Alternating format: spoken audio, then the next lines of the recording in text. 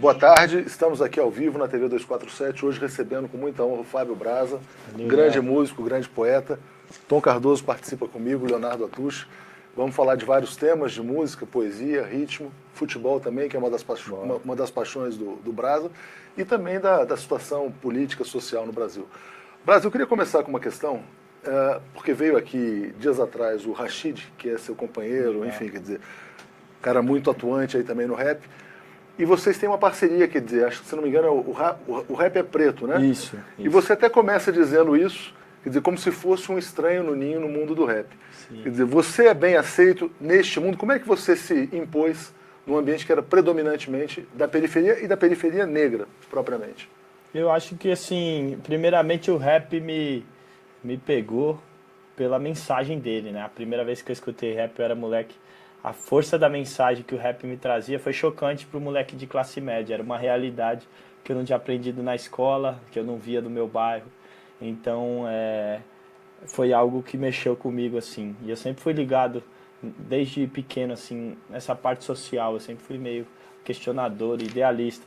E como eu queria ser jogador de futebol, eu tinha muito contato com outras realidades através do futebol. E a partir dali, eu questionar o porquê do meu privilégio, comecei a entender com profundidade o meu privilégio, comecei a entender certas questões sociais e raciais, os conflitos que a gente tem no Brasil, que até então pareciam algo distante de mim. Então o rap, primeiramente, me apresentou a uma nova realidade que uma nova realidade. Parecia escondida, vamos dizer assim. E eu sou grato ao rap por ter feito isso. O rap e o futebol, né? Acho que a música e o esporte, né? O futebol meio que me introduziu a essa realidade e o rap me fez entender ela. Então eu sou grato porque às vezes eu penso, se não fosse o rap e o meu convívio com outras realidades, eu podia ser esse playboy alienado, né? Porque eu tinha exemplos suficientes. Provavelmente várias pessoas, seus vizinhos do teu prédio, até porque na minha escola, eu estudei em 5 escolas particulares, eu não via um negro, entendeu? Aí no futebol era 80% era negro. Até falando do futebol, uma coisa interessante, quer dizer, tem uma música do Rashid fazendo muito sucesso, não vamos falar aqui do Rashid, mas só para lembrar que era quando ele fala somos todos alvo, e aí ele até lembra, quer dizer, eu só importo se eu fizer um gol pelo seu time, quer dizer, o negro só aparece às vezes nessas condições. Essa música é sensacional. É uma porrada. E assim, e daí desde pequeno eu pensei, o que eu posso fazer? Já que eu tenho o privilégio, eu sentia vergonha no começo, falei, minha vida é tão fácil, eu preciso fazer algo. Vamos dar, né, como um privilegiado na sociedade, alguém que tem o privilégio social, capital e cultural, eu preciso usar isso para devolver de alguma forma. E no rap eu encontrei uma maneira de devolver na minha letra, e acho que o primeiro passo é reconhecer o privilégio. E me cruzo, que essa cultura nasceu por um propósito, que tem uma luta por trás disso, e que se eu não entrar para fazer parte da luta, não faz sentido eu fazer rap. Eu vou estar me apropriando da cultura. E a aceitação, Fábio? Eu queria aproveitar e fazer uma pergunta, Léo. Como foi a chegada no metrô Santa Cruz ali, um reduto ali, né, de negros, né, do rap brasileiro, paulistano, e você chegou com o agasalho da Gap ali, um brancão ali. Como que você foi recebido e você conseguiu, né, fazer daquilo um trunfo para você também, porque você deixava de ser um cara original num meio ali muito igual também, né? Eu fui recebido lá na Batalha de Santa Cruz, assim, o mesmo jeito que eu fui recebido no futebol. Quando você vai fazer teste no futebol, ou até no Santa Cruz, você chega, você é um estranho no ninho, ainda mais a sua cara aparenta já ser esse estranho no ninho, né, um intruso no lugar. Olha um pouco com suspeita, mas eu acho que isso foi um aprendizado para mim, porque até então, na minha classe social, quando você vai na balada, eles não querem saber quem é você, mas o que você tem. Isso era mais importante. Então a roupa que você está vestido, você é o filho de quem, sabe? E tinha muito essa linguagem. Você sabe quem eu sou? Que eu vi em muitos amigos meus, a linguagem que para mim é a coisa mais repudiante que existe, né? Só que tinha muito disso, de você ter a famosa carteirada, a inclusão social ali, né, desse lado era o que você tinha. Ele tá no camarote ali, ele tá com a roupa tal, ele é o filho de sei lá o que, o carro que ele chegou. E no futebol e no rap é uma lição de vida e de humildade, porque eu não quero saber se é filho de quem ou o que, eu quero saber se você tem rima para trocar. Quero saber qual é o seu proceder. Na roda de samba também, quero saber o proceder, se respeita mais velhos, se você manja, Eu quero saber, dentro das 4 linhas, todo mundo é igual. Quero saber se você vai jogar ou não.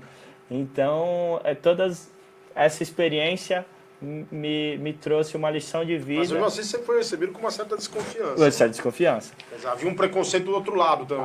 Havia até porque a primeira batalha, a primeira vez que eu fui lá, todo mundo na batalha, o argumento para me diminuir era seu playboy está no lugar errado, seu playboy, sai fora. Mas você foi persistente, então, você foi... Não, e aí a primeira vez eu fui campeão, já logo na primeira. Na segunda vez que eu voltei lá, na semana seguinte, que eu fui campeão de novo. Lembrando, só para lembrar.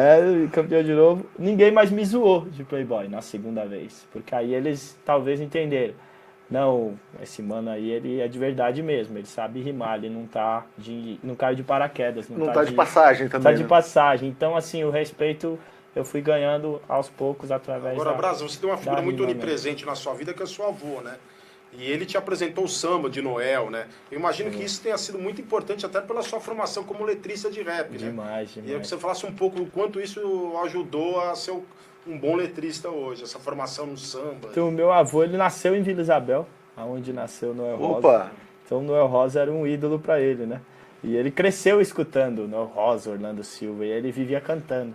E eu, como era do futebol, eu gostava de samba, pagode, né? Só que eu não conhecia esse samba de raiz tão rico, né? As rimas que eu cantava era dor com amor, paixão com coração. E de repente, depois você foi conhecendo Palpite Infeliz, com quando que roupa? Meu avô mostrou Noel Rosa, assim, e desde moleque eu sempre prestei muita atenção na letra, em rima, sempre fui ligado. Quando ele mostrou: seu garçom, faça o favor de me trazer depressa uma boa média que não seja requentada, um pão bem quente com manteiga beça, um guardanapo, um copo d'água bem gelada, fecha a porta da direita com muito cuidado, que eu não estou disposto a ficar exposto ao sol. Vai perguntar ao seu freguês do lado qual foi o resultado do futebol. Exatamente. Fiquei tão chocado com a riqueza de rima e de métrica, eu falei, nossa, pode fazer isso numa música, sabe? Isso na década de 30. Foi a minha, eu falei, nossa, esse cara é genial, eu nunca tinha ouvido alguém rimar o rosto com disposto ao sol, essas rimas internas, sabe? Isso. Tudo isso que o Noel Rosa trazia, a irreverência, a ironia, a partir dali eu falei, nossa, eu ganhei um novo mundo, assim, se abriu para mim de composição, de capacidade para compor. E aí eu começava a compor querendo imitar o Noel Rosa. E começou no samba, então, propriamente? Comecei no samba, assim, minha primeira paixão foi o samba, antes do rap. Assim, o rap, ele virou minha paixão. Eu amava rap, amava escutar, mas eu tinha mais receio em escrever rap e me sentir parte do rap, porque eu via como algo distante, assim, sabe? No samba eu me sentia mais parte porque o samba é o sorriso no rosto, é o chinelo no dedo, o samba é o boleiro em jogar futebol. Então o samba era algo próximo de mim e que eu sentia que fazia parte da minha identidade. Mas você acha que tem um paralelo entre o samba de lá e o rap de hoje? Quer dizer, como a música, de certa maneira, dos marginalizados, o samba nem tanto, mas quer dizer, porque o rap hoje, quer dizer, claramente uma música de combate, da periferia. Sim. Mas o samba também já foi a música do malandro, de tudo isso. Quer dizer, você acha que essa tradição, ela desemboca hoje no rap? Os sambistas tomavam geral, porque tomavam violão, isso. Tanto quanto os rappers tomam hoje na samba, periferia. Como eu falei na música, o rap é preto, o samba é preto também. Então, são duas culturas que vieram dos negros e por isso sofreram essa marginalização, até mesmo uma criminalização que a capoeira sofreu, né, que era crime da capoeira. O samba meio que sofreu um pouco disso, a polícia via a roda de samba, saía dando porrada. E o samba sempre foi essa manifestação artística, cultural da periferia, do negro. E era uma forma de resistência, ainda que eles estavam cantando samba sorrindo. Fazer festa já na periferia já é uma resistência. Agora o Noel, de certa maneira, era um intruso também, né? Era um estudante de medicina. Por isso que eu me identifiquei também com o Noel. Também, eu falei, é um cara que tinha tudo para ser o médico playboy, mas escolheu a vida aqui. Então, escolheu a boemia, né? Escolheu a boemia, então eu me identifiquei, porque eu senti que o meu caminho, quando eu nasci, é pra cá, hein? De repente eu olhei pra lá e falei, mas aqui é muito mais interessante, e eu não posso ir pra cá depois que eu família enxerguei a realidade. Você tinha um avô que era poeta concretista, né? Mas você tinha sofreu alguma resistência por escolher um caminho que não era usual, assim, da maioria dos seus amigos? Então, eu assim, por parte da família e de muitos amigos, sim, porque na época que eu comecei a fazer rap, o rap era visto como música de bandido, sofrendo esse mesmo preconceito de tudo que vem da periferia. Hoje o funk também sofre isso. Tudo que veio dos negros ou da periferia sofre esse preconceito. A religião é macumba, é coisa ruim. A capoeira era crime, o samba era de vagabundo. O rap tinha muito mais esse estigma. Agora é engraçado que todo mundo gosta, né? Quer dizer, vamos dizer assim, a classe média alta gosta de macumba, de capoeira, de samba, de rap, de funk, dança funk nas festas. Ela consome. Ela assimila, mas de alguma maneira... E o rap, eu acho que ele tá sofrendo mais assimilação, porque eu lembro quando eu fazia rap, ninguém na minha escola fazia, era algo novo. Isso que ano? Mas antes de Gabriel Pensador? Não, acho que o Gabriel já, quando era anos 90, ele quebrou um pouco isso, né, de uma certa forma. Já, não, mas assim, na minha escola eu lembro que era eu e mais um menino que gostava. O resto ninguém gostava, ninguém ouvia, pelo menos na minha classe social. O rap era algo bem underground e assim, quando eu conhecia alguém que gostava, nossa, você também gosta, ainda bem que tem mais um, sabe? Porque era algo difícil, assim. Hoje em dia todo mundo está gostando. Agora, como é que o rap está moldando a sua visão de mundo? Quer dizer, porque, por exemplo, o rap tem questões muito concretas, né? Quer dizer, da inserção dos negros, da defesa das cotas, de uma sociedade mais justa, muita coisa contra a violência policial nas periferias. Como é que você começou a enxergar essas realidades também? Então, o rap, ele me contava, né? Quando eu estava Racionais, era como ler um livro. Ele retratava aquelas histórias e eu enxergava aquilo que ele falava. E ficava chocado e queria escutar de novo e de novo. Então, acho que, como eu disse que o samba é preto e o rap é preto, através do rap e do samba, eles foram um livro da história negra, um livro da história do pobre no Brasil que a gente não vai ler na escola, mas retratado pelos próprios personagens, sabe? As pessoas mesmo que viveram, não por um acadêmico. Então, eu aprendi muito sobre a cultura dos orixás, aprendi o respeito pela cultura negra, pelo negro, de enxergar o negro não como um coitado, mas como um herói. O rap e o samba me faziam enxergar o negro como um herói.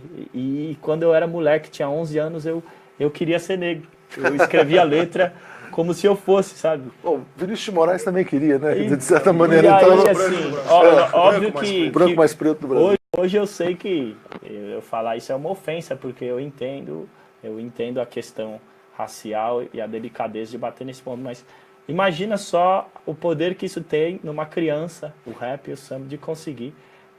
O meu super-herói, eu não queria ser o Homem-Aranha, eu não queria ser o Superman, eu queria ser o Mano Brown. Uau. Eu queria ser o Cartola, sabe? Então, eu acho que o rap moldou a minha consciência social. Mas em questões concretas, por exemplo, você defende as cotas nas universidades? Quer dizer, como é que é esse tema? Com certeza. Com certeza, porque a cota, sim, tem que ser social também, né? Que fala a questão econômica e social também, mas tem que ser racial também. Porque o Brasil, a representatividade negra ainda é muito, mas muito pequena. Você vai num hospital, Albert Einstein, quantos médicos são negros? Eu estudei em 5 escolas, quantos negros estudaram comigo? Eu vou cantar em agência de publicidade, eu fui em 15 agências de publicidade cantar, o meu DJ era negro, aí no começo ele começou a falar, repara, o negro ou é o segurança ou é a mulher que vem entregar o cafezinho. A gente foi em 15 agências, a gente deve ter visto 1, 2 no máximo, dos assim, engravatados que estavam lá, a gente. Então a representatividade é tão pequena que a gente tem um racismo difícil de contornar. Enquanto não houver mais representatividade, enquanto a gente não tiver o negro incluso, o meu filho não vai crescer. Como é que você vê o discurso da meritocracia, por exemplo? Que diz, não, tem que ser meritocracia, é o mérito. Porque às vezes as pessoas vêm com essa resposta para a questão das cotas e aí não entendem, quer dizer, que essas cotas foram implantadas, por exemplo, nos Estados Unidos na época do Kennedy, né? Que teve uma baita disputa, mas tem 50, sim, 60 anos de história. E nos Estados Unidos, que eu estudei lá na universidade, eu acho que o racismo lá é assim, tão grande quanto no Brasil. É um racismo muito forte. Só que lá os negros têm mais posição de destaque social. Justamente porque a escola pública é boa.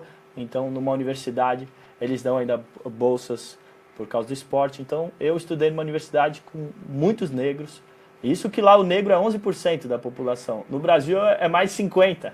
E eu vi mais negro lá, sabe, em hospital e dentro da escola do que aqui no Brasil. Você estudou aonde lá? É Carolina do Norte, Carolina do que era um Norte. lugar ainda que eu também sentia essa divisão, né? O bairro dos negros, o bairro dos brancos. Mas Você lá frequentava você... os bairros dos negros lá ou não... Eu era muito amigo, assim, dos jogadores de basquete. Eu tenho... o negro americano, ele tem uma cultura um pouco mais latina até, porque ele conta piada, ele ri alto, ele gosta de se socializar mais de perto, assim, então eu me identificava. Você se sentia mais acolhido ali. Com muitos amigos. E você bebeu da cultura do rap americano, do hip hop também? Quer dizer, como é que foi as suas influências quando você morou lá? Então, eu não gostava do rap americano quando era pequeno, eu gostava do rap nacional, porque eu gostava por causa da letra. Uhum. E eu não entendia inglês, então eu não ouvia. Eu só via aquele clipe cheio de carrão, de corrente, aí eu era até meio radical. Era meio rap ostentação, né? O que a gente chamaria. Esse rap aí não é o rap de mensagem. Eu não gostava quando era moleque. Aí eu fui morar lá, aprendi a falar inglês e eu comecei a estudar o rap americano, assim, a ver as letras. E aí, assim, eu comecei a gostar bastante e pegar essa influência. Mas aonde eu morava era meio que interior dos Estados Unidos, então eu não tive uma convivência de perto com a galera do rap lá, né? Quando é que você percebeu que você tinha qualidade e capacidade poética? Quer dizer, quando é que você se deu conta de que você é um artista e poderia viver da sua arte?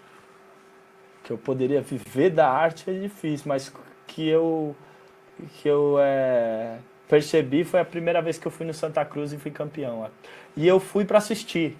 E aí tava um cara com a prancheta, quem vai participar? E meu amigo, vai lá, você rima. E será? Não, primeira vez. Você fez até uma brincadeira com o agasalho da Gap, né? Que tiraram o sarro, né?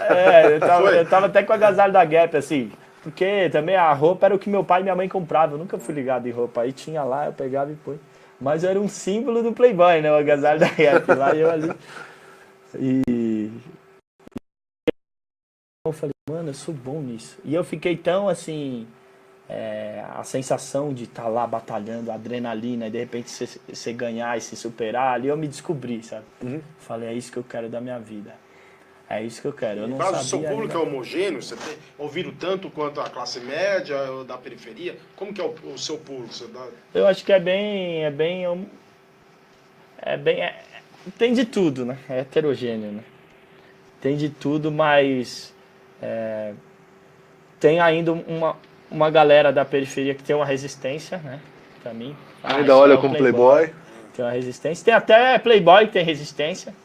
Pô, é Playboy. Traiu a nossa classe. Traiu a nossa classe. Os caras vão falar de cota, de negro. Playboy que tem resistência. Eu falo, esquerdista, comunista, sabe? Porque eu falo de cota. Esse aí é o como é que é? É o esquerda caviar. Esquerda caviar. A gente é acusado disso também toda hora. Né? Ou seja, se eu reconheço o meu privilégio, se eu não reconheço o meu privilégio, eu sou o boy nariz em pé. Se eu reconheço, eu sou esquerda caviar, sabe? Mas eu acho que de alguma forma eu consigo dialogar com os dois lados. Tem gente da periferia que gosta do meu som e tem Playboy que gosta. E eu já vi gente ainda da minha classe social falando que mandando mensagem falando que eu ajudei a pessoa a reconhecer o privilégio através das minhas letras. Pode enxergar o outro, né? Quer dizer, também ter uma empatia com... Teve um que falou, você me fez reconhecer que eu era racista sem saber. Legal. Que interessante. Então você e sente alguma que você letra, você lembra de qual letra especificamente que ele percebeu isso? Não, eu não cheguei a perguntar. Mas assim, você falou de meritocracia, de cota, na do Ei João eu bato nessa tecla. Eu tenho outro poema que é Por que você faz rap, seu Playboy?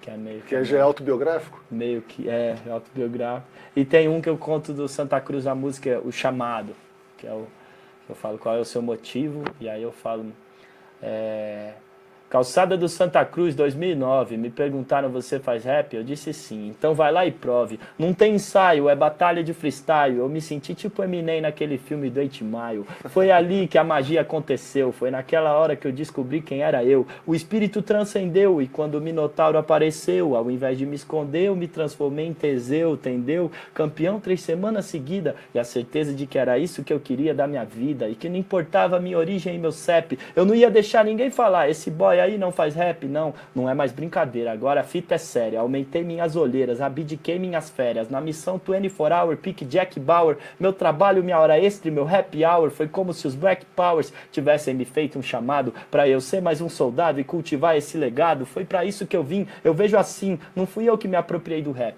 foi o rap que se apropriou de mim. Muito bom, podia ter respondido assim, isso aí já era a resposta para aquela questão, né? Quer dizer, quando é que você se descobriu o poeta ali? Você teve uma experiência no Camboja, né, como voluntário. Eu queria que você falasse disso. Assim.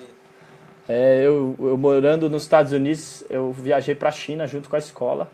Né? No terceiro ano você podia fazer uma aula e no fim da aula tinha uma viagem. Eu escolhi a China. Porque eu pensei, nunca que eu vou para a China sozinho, né? Aí eu fui com a escola e saindo de lá, como era férias já, saindo de lá, eu e um outro brasileiro descemos a Tailândia, fizemos um trabalho voluntário 2 semanas no Camboja. Aí 3 dias no Vietnã e voltamos pro Brasil. Você fez até a corda, né? Que é uma das suas coisas, né? Eu fiz a corda nessa época, no avião, voltando do... Agora, Brasa, você foi para as batalhas, você ouvia rap, você gostava, mas no campo da poesia propriamente, quer dizer, você tem grandes referências, quer dizer, poetas que você admira da literatura brasileira, quer dizer, quem fez sua cabeça? Então, a poesia, o meu avô era poeta concreto, mas poesia concreta é algo muito Ronaldo complexo. Azeredo, né? Ronaldo Azeredo. E a poesia concreta não é fácil. Era da né? turma desses irmãos Campos aí, do Ele pessoal? tem até um parentesco, né? Meu tio avô, porque Augusto de Campos casou com a irmã do meu avô. E até hoje, casar tá vivo, né? É o único que sobrou aí dos Você é sobrinho, pioneiros. neto dos irmãos Campos. Então eu achava que poesia não era pra mim. Falava, não, meu negócio é música mesmo. Poesia é muito complexo, eu achava. Eu me descobri poeta depois que meu avô morreu, porque até então eu não escrevia poesia nada. Foi quando eu fui num slam, 2010, o slam de poesia, né? Onde é tipo um campeonato de poesia, mas eu fui assistir um amigo meu, e aí lá eu conheci o Emerson Alcalde. Antes disso eu também conheci o Sérgio Vaz, que foi um que é um tipo de literatura marginal. E parece rap, é um tipo de poesia que parece rap. E aí eu falei, nossa, isso aí é poesia? Pô, eu tenho uns rap que é tipo isso, sabe? Eu pensei, Você vai até fazer um livro agora, né? Pô, tem uns rap que é tipo isso. E antes de começar o campeonato lá, que eu não participei, eu fui para assistir um amigo. Aí o cara falou, alguém quer vir aqui, antes de iniciar o torneio, recitar um poema de abertura, tal, recitar alguma coisa, fazer uma rima. E eu fui lá e recitei um rap meu. Aí, quando terminei o rap, eu bateu palma, eu voltei, sentei, aí o cara falou, por que você não vai participar do campeonato? Eu falei, não, é que eu não sou poeta, eu faço umas rimas só, eu faço rap. Aí ele falou, mas isso aí é poesia também. É ritmo e poesia, né, como você disse. Aí eu falei, pô, pode crer, né, parece com o que a galera tá recitando aí. E assim, comecei a escrever algumas poesias meio que em formato de rap. Que vão virar um livro agora? Que vão virar um livro agora. E aí eu comecei a postar na minha página, quando eu abri minha página no Facebook, comecei a postar escrito. E aí eram as coisas que mais davam compartilhamento. E na época na minha página eu só tinha amigo, porque eu não tinha nenhuma música conhecida, não tinha lançado seguidores. Era só amigo, hoje você não consegue família. mais aceitar amigo, né? Hoje tem que ser... E aí eu comecei a postar uns poemas escritos e era o que mais dava compartilhamento. Aí meu irmão falou pra mim, vamos começar a filmar você recitando. Aí ele me filmou e aí um desses poemas aí deu 600 mil compartilhamentos. Você se lembraria dele pra gente fazer um trecho? Eu lembro dele, só que eu já não gosto mais dele. Então tudo bem. A gente tem que porque respeitar eu acho que ele é ultrapassado. Tá já. certo. Ficou datado. Ficou datado.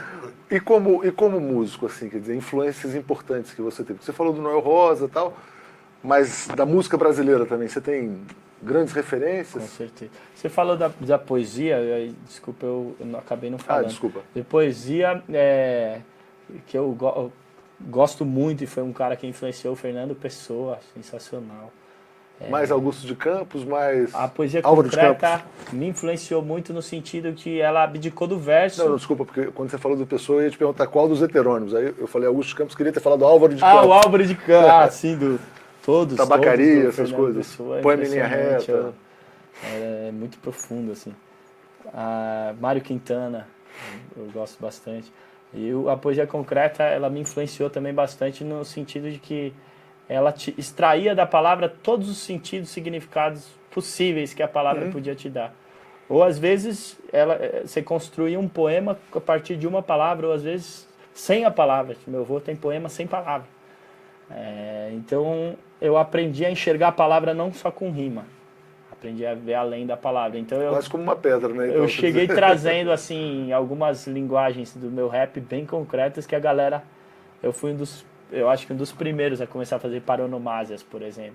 Né? Na música do acorde eu já faço, porque aqui o terrorista não é Osama, é os homens. E o problema é que enquanto uns têm fama, outros têm fome.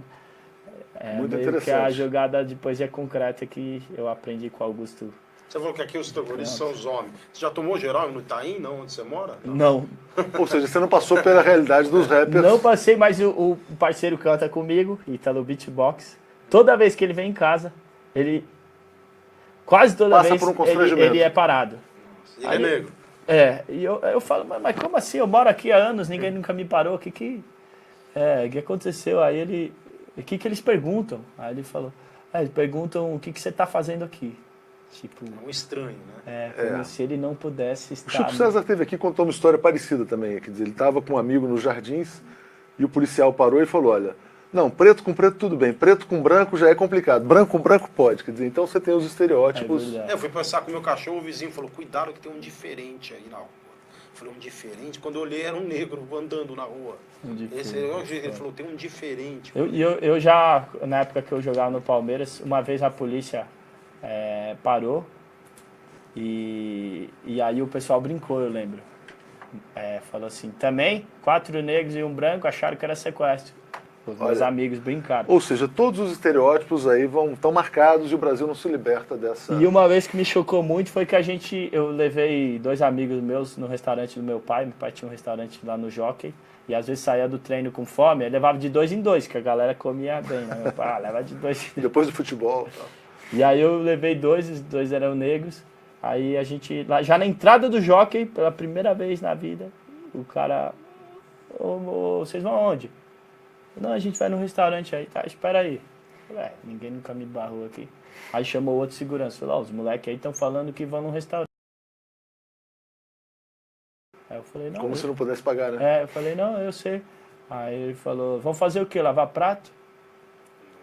E olha que é interessante, às vezes é um segurança, quer dizer, que vamos dizer assim, quer dizer, que expressa o preconceito contra a própria classe, né? Quer dizer, muitas vezes. E aí aquele dia a gente foi embora dali, mas aquele dia ali eu tomei consciência da magnitude. E os meus amigos se sentiram tão humilhados que eu me senti envergonhado de ter levado eles lá. Falei, putz, a culpa foi minha. Sabe? É complicado. O Ali Câmara disse que não somos racistas, né? Pois é. Escreve um livro com essa... O diretor-geral da Globo escreveu um livro chamado Não Somos Racistas. Mas fala da música, então. Aí você falar também de grandes referências suas na MPB, vamos dizer assim. Além eu comecei no samba, né? Aí no Noel Rosa, o samba antigo, Cartola. Aí comecei lendo até as biografias, meu avô tinha lá na casa dele. Candeia, Ney Lopes, eu acho fenomenal. Um dos maiores letristas. Pra mim, o outro que me chocou muito e que eu estudei a fundo foi o Chico Buarque. Chico Buarque eu achava pela sensacional qualidade poética, a qualidade poética de letra dele, ainda acho talvez dos maiores letristas, e eu gostava de rimas perfeitas, assim, o Chico era perfeito, né, meio parnasiano no jeito de escrever. Hoje em dia eu sei escutar mais e apreciar as rimas imperfeitas que um crioulo faz, que um Caetano fazia, e achar genial, mas naquela época eu gostava das rimas perfeitas e achava o Chico o maior. Aí outro que me chocou muito foi o Paulo César Pinheiro.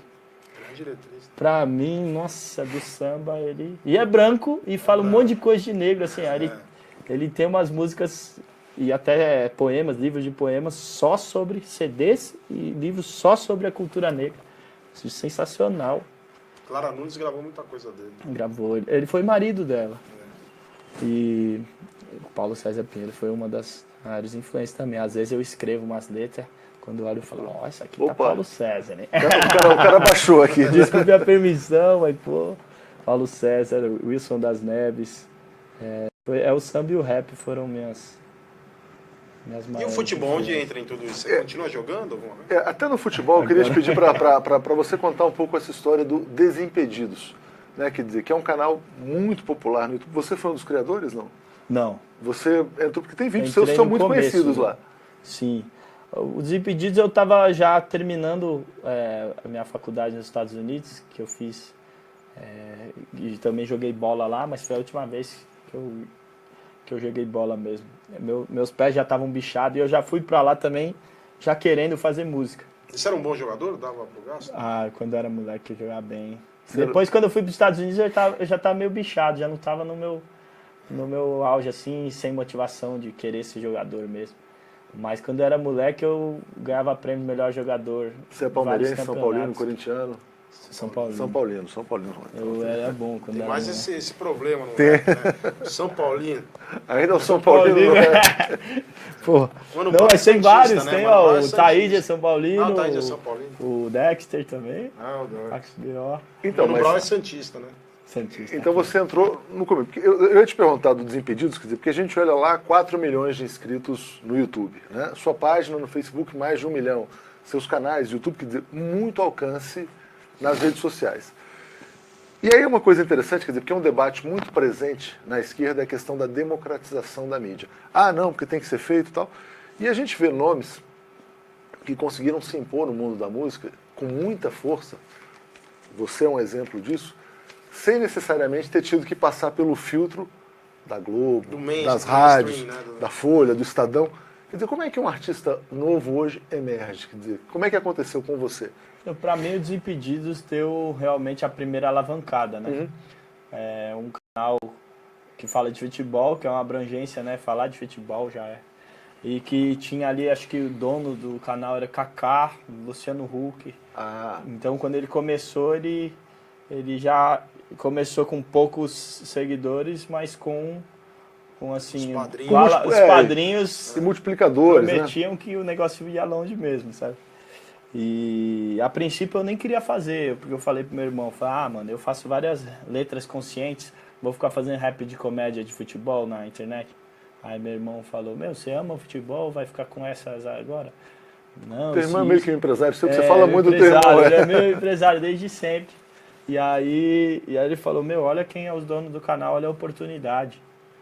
E aí realmente foi uma baita oportunidade. Depois que eu fiz a primeira batalha de rap lá, eu já comecei a ser reconhecido na rua. Você não é o mano da rima lá de São Paulinho? É ótimo aquele embate com o corintiano. O corintiano. Isso é cômico. Aí eu acho que ali foi a primeira alavancada. E muitas pessoas que vieram pelo Desimpedidos depois conheceram a minha música, mas... E é curioso que no embate contra o corintiano você joga um monte de preconceito, coisas estigmas, né? Que o mas o futebol é marcado por isso. É um paradoxo, né? Que você vê. Então, e hoje eu me arrependo de várias rimas que eu fiz. Mas aquilo era uma brincadeira. Você acha que nem quando o humor tem um limite, você acha? Hoje eu acho que tem.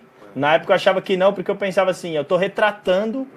eu sou um personagem e retratando realisticamente o que um São Paulino falaria ou fala ainda hoje pro corintiano e vice-versa. Mas acho que mesmo assim é condenado. Mas o futebol, como ele é um produto da nossa sociedade, assim como todos os outros meios, o futebol é um dos meios mais preconceituosos, machista, você tá reforçando o estereótipo. Então eu tô reforçando um estereótipo pelo qual essas minorias sofrem para se livrar. Então, eu como artista... Você não faria de novo aquele embate hoje? Não. Mas hoje, por exemplo... Não pode apagar, mas é algo que, assim, eu não me orgulho de ter falado aquelas coisas hoje, não mais, né? A gente evolui. Mas antigamente, quer dizer, pega lá, um artista, quer dizer, para tocar na rádio, tinha aquela indústria cultural que tinha que pagar jabá para as rádios, para isso, para aquilo. Quer dizer, hoje o artista consegue se fazer na internet? Consegue. Sozinho, quer dizer, Eu acho que... Se tiver qualidade, se tiver qualidade, ele consegue. É difícil porque é muita coisa, muita gente postando todo dia. Muita gente produzindo coisa, conteúdo. Então, você realmente tem que se destacar o seu conteúdo, né? Tem que ser algo diferente. Mas em contrapartida você pode postar o que você quiser, a hora que você quiser, do jeito que você quiser, sem dar satisfação para ninguém, sem pagar para ninguém. Então, é o melhor, a minha mídia. Eu vou lançar uma música hoje, a minha maior mídia são os E aí você lança sua canais. música, já tem lá milhares de visualizações e tal, muito rapidamente. Já lancei essa semana já saí na rua, alguém me elogiou pela música que eu lancei, viu lá. Você foi no programa do Danilo Gentili e aí você fez até uma brincadeira. Você disse o seguinte, quer dizer, olha, numa dessas batalhas você disse o seguinte, olha, daqui a pouco não tem mais televisão e a internet vai tomar o lugar dela. Você acredita nisso? Você acha que você vê seus amigos, as pessoas assistindo muito mais internet do que televisão, mesmo num aparelho de televisão? Não só meus amigos, mas eu acho que eu sou de uma geração que ainda assiste TV. Mas a molecada, que é a maioria das pessoas que está na internet, a molecada não vê mais TV. Elas têm um aparelho, mas para ver internet. Para ver internet. A molecadinha fica vendo... As minhas irmãs, têm irmã de 8 anos, elas ficam presas aos canais de YouTube, né, das youtubers, e é impressionante. Eu fui num evento de youtuber, lotado, cheio, e só a molecadinha. Então, o poder da internet, hoje na molecada, eu até penso, a maioria do público meu ainda é menor de idade. Daqui uns 5 anos meu show vai estar lotado, porque essa molecada vai poder entrar. Mas é essa molecada que vai ser o consumidor de amanhã, né, que vai ditar essa revolução. E como é que é a tua agenda de shows? É sempre lotada? Você tem uma vida hoje, assim... Então, esses meses aí tá bem lotado, ainda bem. Fechei bastante show. Eventos, até de futebol eu faço, assim, fiz um com o Ronaldinho semana passada, vai ter um agora esse domingo com a Nike, no Parque Ibirapuera, que vai estar o Ronaldo Fenômeno. Opa! Então, bastante evento para semestre de cerimônia, feiras de livro, shows, enfim, tudo que eu... Eu queria falar do CD que você está lançando, mas antes até queria... Você falou dos vídeos que você lança no YouTube. Eles têm ganho uma temática mais política também, né? Quer dizer, você até gravou um vídeo em Brasília, um clipe recente. Nesse do Abecedário você também fala de Petrobras, Dilma, Dirceu, quer dizer, como você vê o momento político brasileiro atual e como é que você se define politicamente? Embora você já tenha falado pra gente antes aqui que não seja partidário, qual que é a sua... Eu acho que o momento atual é muito delicado, porque a gente vive uma descrença política, tanto de esquerda quanto de direita. Quem acreditou na esquerda e que a esquerda ia fazer a diferença, e que até fez certo ponto, as propostas do Lula realmente mudaram o Brasil até certo ponto, mas sente que a esquerda falhou, né? E isso aí cria um vácuo para um Bolsonaro da vida, ou até algumas ideias bem ultrapassadas e até contra minorias, ideias preocupantes, eu digo, contra o progresso da nossa sociedade e ganharem voz, né? Então a gente tem que tomar cuidado para a gente não cair num extremismo, e a gente tem que... Você tem muitos amigos, colegas, assim, quer dizer, que de alguma maneira se tornaram... Quando fala Bolsonaro, o cara fala mito, assim, essas coisas? Na minha página é direto. Direto? Você é atacado? Direto. Ou às vezes eu posto um vídeo que não tem nada a ver, não tô falando de política, alguém escreve embaixo, Bolsomito, e tá cheio de like embaixo. Eu falo, nossa, da onde veio? Da onde veio tanta gente amando isso?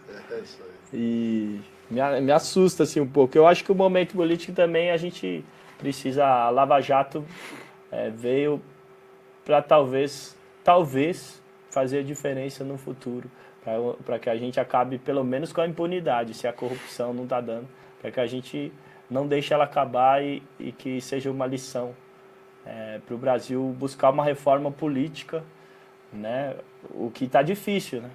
Porque agora, o Temer não caiu, aí as reformas que ele vai passar são meio que... Você foi a favor da queda da Dilma ou contra? Quer dizer, esse processo que dividiu muita gente, o chamado impeachment... Eu não gostava da Dilma. A gente chama de golpe, enfim, mas... Eu não gostava da Dilma, mas eu fui contra a queda dela, porque quem organizou a queda dela eram pessoas que não me representavam, e estava na cara que aquilo era... Armado. Né? Era armado. O povo estava insatisfeito com a Dilma? Estava. Mas A tal da pedalada fiscal não era suficiente para derrubar ela. O Fernando Henrique tinha feito isso. Todos os presidentes fizeram isso. Então, aquilo foi uma desculpa para derrubar ela, né? Foi um jogo político. Você se manifestou na época nas suas páginas lá, não? Em relação a isso? Na época eu cheguei a dar uma entrevista que perguntaram e eu falei. Mas eu não me manifestei com veemência na época, porque eu ainda estava confuso. Ainda não tinha formado opinião. É golpe, não é golpe? Agora sabe? você falou de golpe aí com o Rashid naquele do Rap é Preto, falou, porra, vamos dizer que não é golpe e tal. E o cara tá... Aí a coisa vai ficando mais clara, sabe? Mas eu não queria que ela caísse, apesar de não gostar dela, justamente porque também isso totalmente... quem organizou esse golpe foi o Eduardo Cunha, Michel Temer, Aécio, Renan Calheiros, ou seja, uma corja, Dilma, né? uma corja assim que pra mim era até pior, né? Então... E as pessoas estão descobrindo, estão vendo aí os desdobramentos e tal. Agora, quer dizer, nesse contexto, então, aí você defendeu ou defende a saída do Temer, quer dizer, como é que você vê, esse processo ali, quer dizer que...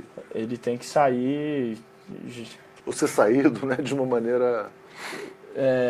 não tem como a gente, até falei numa rima aí, a gente condenar o Rafa Braga porque está aportando pinho-sol e sequer investigar o Michel Temer por acusações e provas 1000 vezes maiores. Então é uma vergonha para o Brasil. Isso mostra que a nossa justiça é classista, né? Que ela, a nossa... Você acha que isso que a gente vê na sociedade, por exemplo, esse preconceito, não diria classista, mas racial, dos estereótipos, a pessoa vai no teu apartamento, fala, o que você está fazendo aqui? Né? Isso se expressa, então, em várias camadas da sociedade, quer dizer, no judiciário, no futebol tudo, quer mesmo dizer, ontem, né? Um torcedor do Botafogo apontou para a família do jogador negro do Flamengo. Teve isso, fez assim com o braço. Arquibancada, num vídeo mostrando. Ontem mesmo. Se expressa em todas as áreas da sociedade, porque o racismo ele está aí, então o machismo, o racismo, então eles acabam indo por todas as áreas. E na nossa justiça, no nosso judiciário, com certeza, né? Porque tem a frase lá, a espada da justiça nunca fere quem a maneja, né?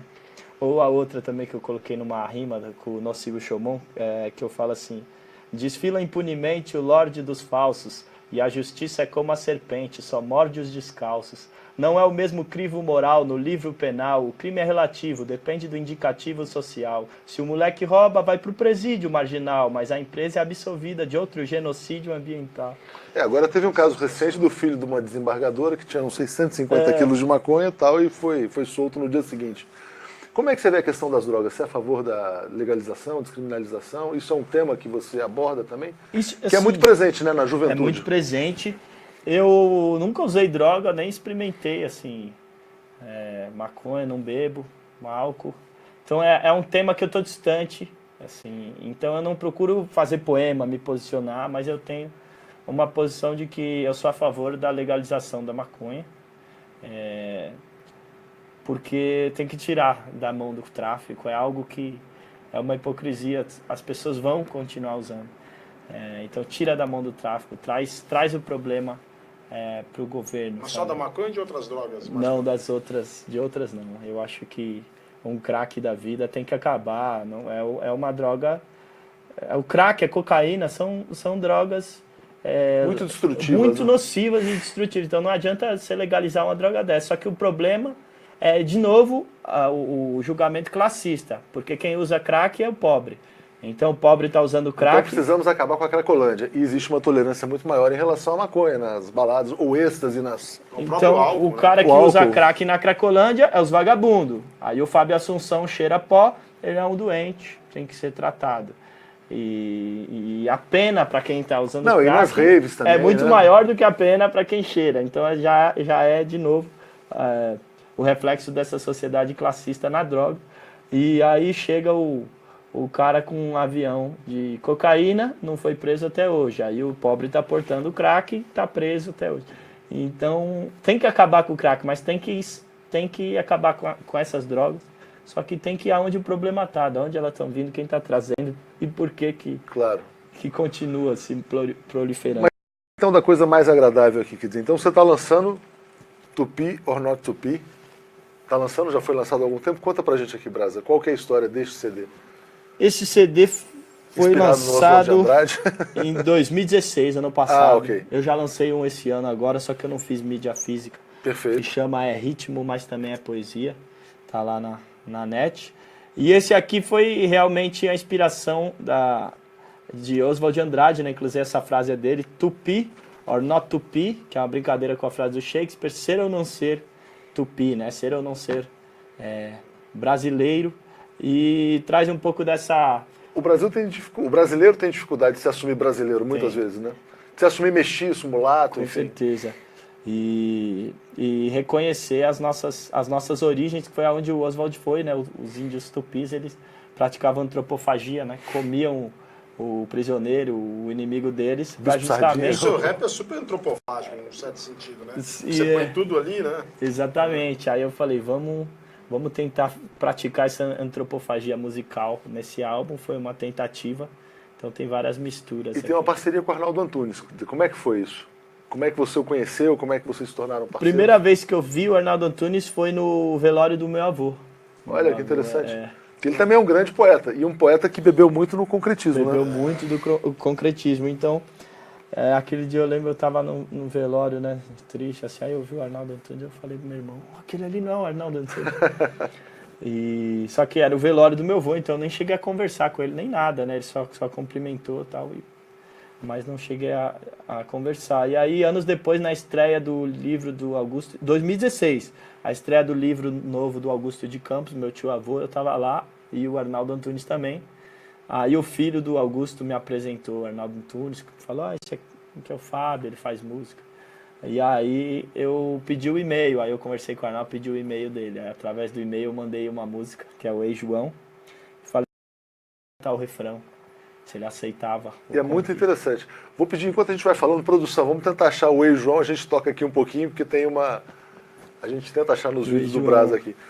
E aí, aqui tem samba, tem rap, tem de tudo, como que é? Tem de tudo, tem samba, tem rap, tem embolada. Embolada também? Tem embolada com caju e castanha. Um pouco de baião. Tem moda de viola, tem reggae. Uma mistura toda aqui. Moda de viola, reggae... E você toca, assim, a gente sabe que você toca cavaquinho pelo samba. Mas você toca violão também, quer dizer, toca um pouco de tudo? Não, violão não. Eu toco pandeiro, cavaquinho, foram coisas que eu aprendi na roda de samba, mas eu não estudei música assim, gostaria de estudar mais. Vai rodar aqui um pouquinho do Ei João enquanto a gente fala, põe o som alto porque as pessoas não sabem. Não ligue pros comerciais, cuidado com a televisão.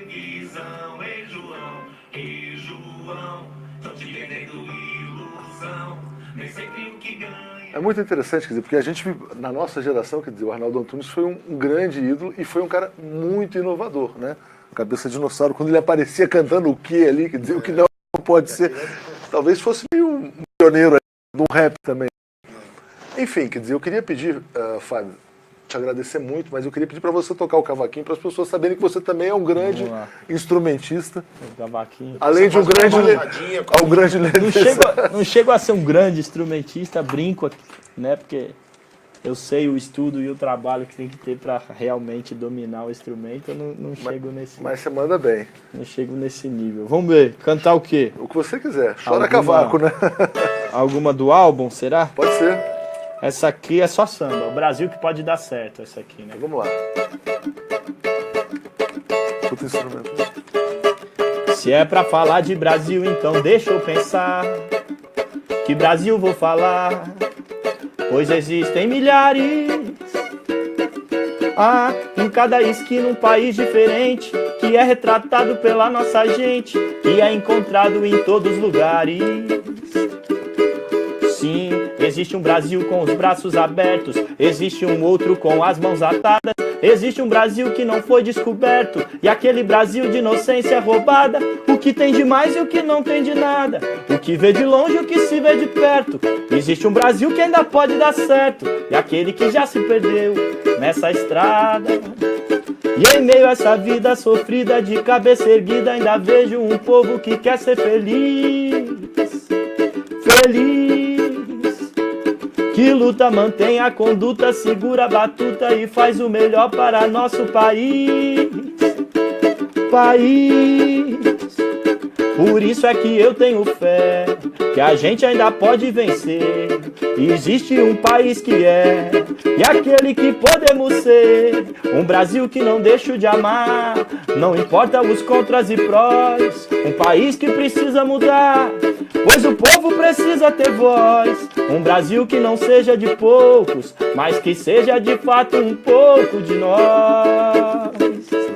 De nós. Um Brasil que não deixo de amar, não importa os contras e prós. Um país que precisa mudar, pois o povo precisa ter voz. Um Brasil que não seja de poucos, mas que seja de fato um pouco de nós. Sensacional. Se é pra falar de Brasil, então deixa eu pensar. Show! Grande Brasa. Da hora. Obrigado, muito bom. E estamos precisando Valeu. disso, hein? Tem que ter fé. Porque Tem que ter fé. estamos precisando, tem que olha, acreditar. muito obrigado. Obrigado, Tom. Valeu, obrigado, né? Brasa. Valeu, Tom. Esperamos aí ter outras oportunidades com você Porra, aqui. muito bom, obrigado. Muito bom.